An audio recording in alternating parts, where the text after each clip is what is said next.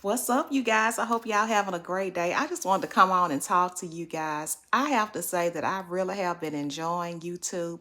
I've been on YouTube probably about 5 years now. And when I first came on, I was trying to do it the hard way, doing all those fancy edits and stuff, and it just wasn't me. And it just didn't help me to connect with the audience. And I am just enjoying it this way, just sitting down and talking to you guys. And I have been enjoying you all's comments. And for you all who don't know, my name is Regina, and I just want to create a space for people who work their 9 to 5 job. Just create a space where we can talk about ways to cope, how to deal with stress, and just relate to one another. And I have definitely been enjoying talking about Gen X and Gen Z, y'all. We got a lot in common, y'all. It's amazing how we influence each other. Like Gen Z, you all influence us to take some action on the job and just don't stand for anything and not be so traditional. I love that about Gen Z. And Gen X, you all know we some hard workers. So I've been off from work for about 5 days now. I went on a trip to Dallas, and I don't know about y'all, but do you all ever get that feeling of dread when it's time to go back to work? I was just ironing my clothes and I just started getting a feeling of dread. It's like I cannot disconnect. I cannot stop thinking about the things that I'm going to have to do tomorrow. For you all who don't know, my job moved 65 miles out. They got us together, me and my coworkers, and they called us in on a Friday. Y'all already know how you feel when they call you in on a Friday. So they already created stress when they called us into the office. But they told us, look, we moving. If you all want to keep your jobs, you're going to have to drive 65 miles. We're not going to pay y'all for mileage. And top it all off, we're going to take your offices and you all are now going to be in cubicles. I haven't been in a cubicle in over 10 years now. So that was definitely a change for me. Driving 100 miles a day because, well, actually it's 130 miles a day when you 65 times 2. So y'all do the math. Y'all, it's over 100 miles, but I guess I create a lot of stress in my mind because I drive through 3 cities and those cities have their own traffic. So that's a lot of traffic to go through. And it's a lot of stress. It's a lot of stop and go. And it's some crazy people here in Alabama. And I have to drive through Birmingham and they a hot mess on the road. I don't know if we got a lot of kissing cousins here and they just really should not be on the road. They don't make good decisions when they on the road. So I have a whole lot of stress and anxiety and just thinking about that drive. I spend about $400 a month in gas, y'all. Probably more than that. So I'm paying a car note and spending all that money in gas. That's like I'm paying for 2 cars, y'all. What are some of the things that you all do to keep your mind focused on being at home, being in the moment? It's so hard sometimes for me. I'm Gen X, y'all.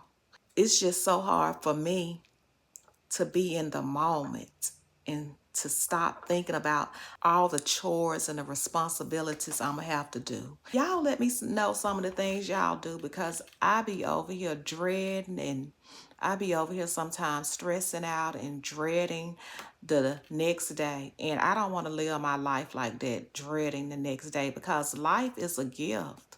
And it's a blessing to be alive. So I know I got to go to the job, but I don't want to be dreading it, y'all. That ain't a good way to feel. So what I've decided to do, and y'all let me know what y'all doing.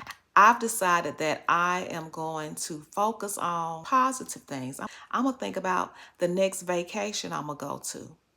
I'm going to write in my journal. I have about 3 or 4 journals that I keep around the house, and I write my ideas in.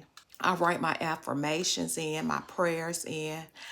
I write down creative thoughts that I have because sometimes I just get creative thoughts. And you all know if you all are busy like I am, you're a wife, you're a mother, You may have a disabled parent that you take care of. You may be driving 100 plus miles like me every day. And sometimes your mind just cannot focus on all the ideas and things that come in your head. So that's why I keep these journals around me.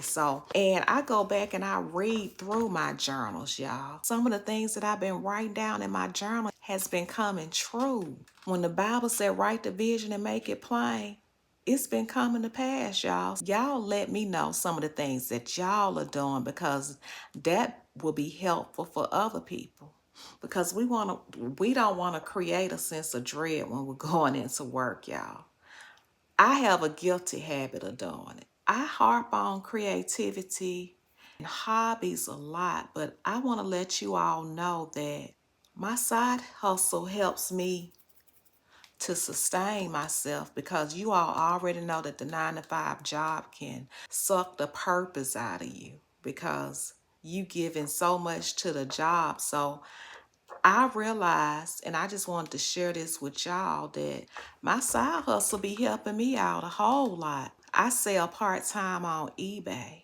I sell clothing on eBay. I sell used clothing, new clothing. I go to the thrift store and I like to find unique clothing that no one else is wearing. And I like to find trendy clothing, vintage clothing. And I sell it online. I sell it on eBay and Poshmark. And what that does for me is it's extra income, y'all. And y'all already know that extra income is a motivator. Now, it may not be a whole lot of income, but it's some gas money, it's some lunch money. It may pay a small bill. It's something that I have complete control over. I'm the boss, I'm the CEO. I ain't got to deal with nobody. So it gives me like a sense of accomplishment, because it's my own. No one's telling me what to do. I don't have to call in when I'm sick.